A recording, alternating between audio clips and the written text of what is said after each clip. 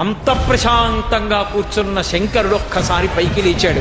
ఒక్కసారి పైకి లేచి ఆ జటలు ఊగిపోయేటట్టుగా గిర్రగిర్ర తిరిగి భూమి కంపించిపోయేటట్టుగా తాండవం చేసి ఆ జడలలోంచి ఒక జటని తిరిగి భూమి మధ్యలో వేసి కొట్టాడు.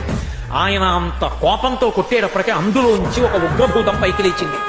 అభ్రంలిహాదభ్ర విభ్రమ ప్రభ్రమ కృణీల దీర్ఘ శరీరమర ప్రజ్వల జ్వలన దీప్తజ్వాలిక జ్వాల జజ్వల్యమాన కేశములు మెరయ జండ దిగ్వేదండ శుంఠాపదొడ్డండ సహస్రద్యుతిహేతి సంగమప్ప వీక్షణత్రయలోక వీక్షణద్యుతిలోక వీక్షణతతి దుర్నిరీక్షమగుచు గ్రకచ కఠిన కరాల దంస్కలు వెలుంగ ఘన కపాలాస్తి మాలికలు తనరా అఖిలలోక భయంకరుండగుచు వీరభద్రుడు దయించమా రథ రుద్రుడగుచు.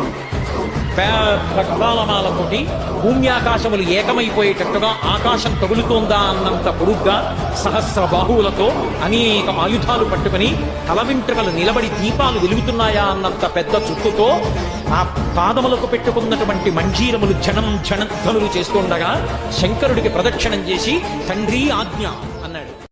అంత